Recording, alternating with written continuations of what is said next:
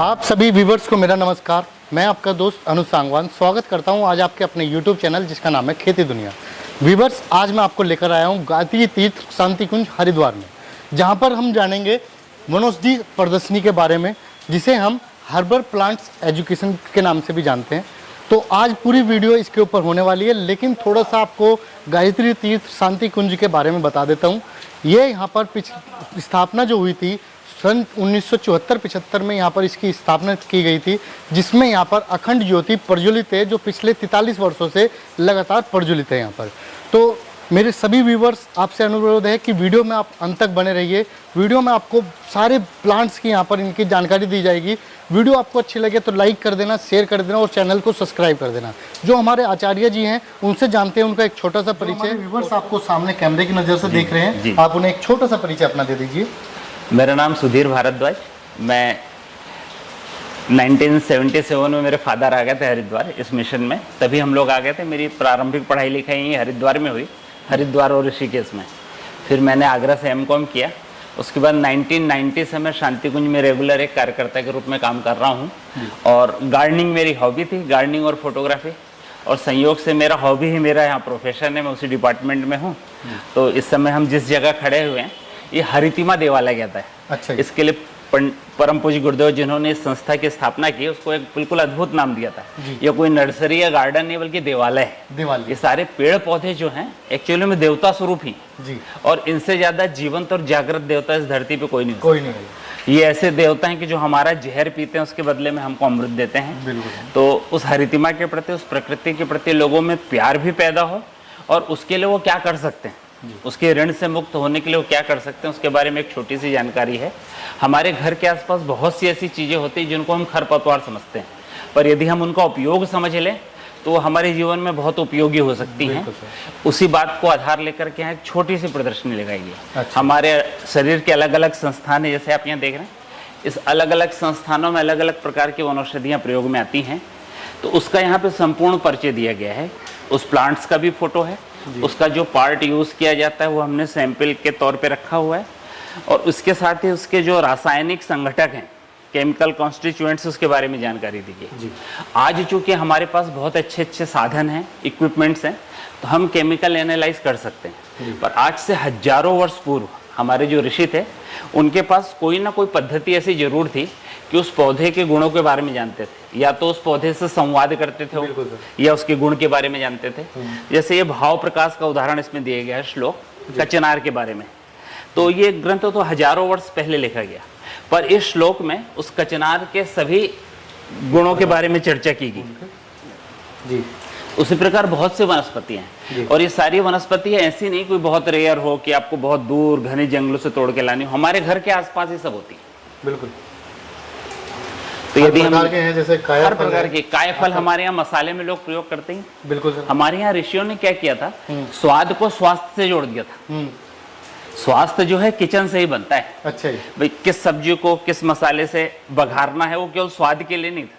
जैसे कद्दू है, उसमें भी मेथी डालनी है, हींग डालनी है, तो कहीं ना कहीं उससे जो दुष्प्रभाव हमारे शरीर पे हो सकते हैं उसको खत्म करने के लिए वो परंपरा कायम की गई थी। तो ये हमारी ऋषि संस्कृति है।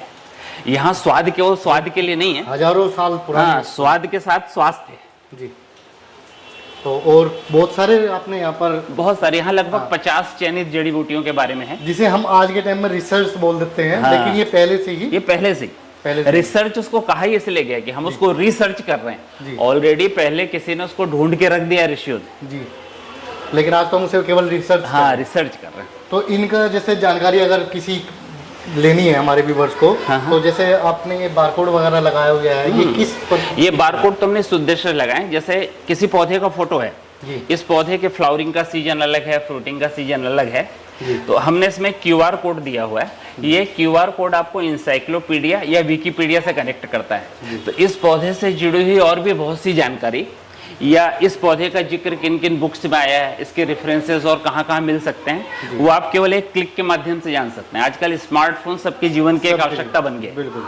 तो उस स्मार्टफोन के माध्यम से और इस QR कोड के उपयोग से विकिपीडिया तक आप पहुँच सकते हैं। तो अभी जैसे शांति कुंज एक बहुत बड़ी नाम हो चुका है आज के टाइम में, जी, जी। इसकी जो स्थापना हुई थी कब और किसने शुरू किया था यहाँ पर, ये थोड़ा हमारे व्यूवर्स को ये बताइए। परम पूज्य गुरुदेव पंडित श्री राम शर्मा आचार्य द्वारा स्थापित है। गुरुदेव यहाँ पे 1971 में आए थे। 1971 से पहले गुरुदेव मथुरा में थे। अखंड ज्योति जो एक बहुत प्रसिद्ध पत्रिका है, सबसे पहले उन्होंने ही उसको लिखना चालू किया था और वो फ्रीडम फाइटर रहे। वो गांधी जी के साथ, रफ़ी अहमद किदवई के साथ आसनसोल जेल में भी रहे। गवर्नमेंट ऑफ इंडिया ने उनके ऊपर 1990 में एक डाक टिकट भी जारी किया था।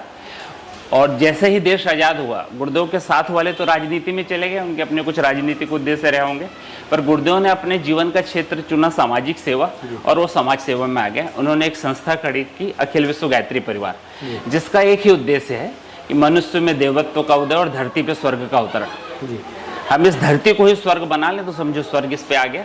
और उसके लिए कुछ बेसिक चीज़ें हैं, कुछ उन्होंने सूत्र दिए, फार्मूला दिए, वो है एक बनेंगे नेक बनेंगे। एक तो हम सब में एकता रहेगी और हमारे अंदर नेकी रहेगी, और हम सुधरेंगे युग सुधरेगा। हम उल्टा करते हैं, हम चाहते हैं पूरी दुनिया सुधर जाए तो हमें लाभ होगा। हर इंडिविजुअल इकाई यदि ये सोच ले कि मुझे सुधरना है तो युग अपने आप सुधर जाएगा। तो हम बदलेंगे युग बदलेगा, हम सुधरेंगे युग सुधरेगा, एक बनेंगे नेक बनेंगे, उन्हें बेसिक फार्मूला है।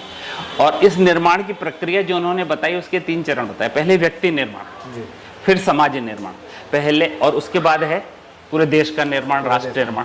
तो पहले हम व्यक्ति के रूप में अपने आप को गढ़ें, फिर समाज का निर्माण करें। तो हम व्यक्ति के रूप में अपने आप को नहीं गढ़ते, डायरेक्ट समाज सेवा में कूद जाते हैं, तो विभिन्न प्रकार की इसमें विडंबनाएं, विभीषिकाएं पैदा होती हैं। तो व्यक्ति निर्माण, परिवार निर्माण, समाज निर्माण। तो पहले व्यक्ति के रूप में एक इकाई अपने आप को सुधारे तो उसका परिवार अच्छा होगा। ऐसी छोटे छोटे परिवारों की बहुत सारी इकाइयां मिलकर एक समाज बनाती हैं, और ऐसे कई प्रकार के समाज मिलकर एक राष्ट्र का निर्माण करते हैं। तो ये उनका बेसिक था कंसेप्ट। और सबसे बड़ा कॉन्सेप्ट उनका आज यहाँ पर जिस प्रदर्शनी में खड़े हुए हैं, जी जी जी, तो ये तो उनका पहले से ही एक बिल्कुल अपना बिल्कुल। पूरा शांति कुंज आश्रम जो है, गुरुदेव कहा करते थे ऋषि परंपरा पे संचालित है। हमारे यहाँ हर ऋषि समाज की एक फैकल्टी है। जैसे चरक ऋषि है, तो पूरे समाज को स्वस्थ कैसे रखा जाए, इसके लिए चरक ऋषि ने काम किया। योग के माध्यम से, ध्यान के माध्यम से कैसे किया जाए, पतंजलि योग ने किया। तो शांति कुंज के अंदर आपको हर ऋषि की कोई ना कोई फैकल्टी मिलेगी। चाहे यहाँ का लेखन साहित्य संबंधी कार्य हो, चाहे वनौषधि संबंधी कार्य हो, या दूसरे प्रकार के प्रशिक्षण का कार्य हो, या किसी न किसी ऋषि की फैकल्टी को आगे बढ़ाने का काम। तो इसके यहाँ पर आपने जैसे इस तरीके से एक तो प्रदर्शनी ये होगी, जी, और बहुत सारे प्लांट्स हैं यहाँ पर जिनका अलग अलग नाम अभी तक किसी को नहीं पता है, तो थोड़ा जान लेते हैं उनके बारे में भी। ऐसे बहुत से पौधे हैं, उसको तो कभी किसी दिन मौसम अच्छा हो तो उसको घूम के ही देखा जा सकता है।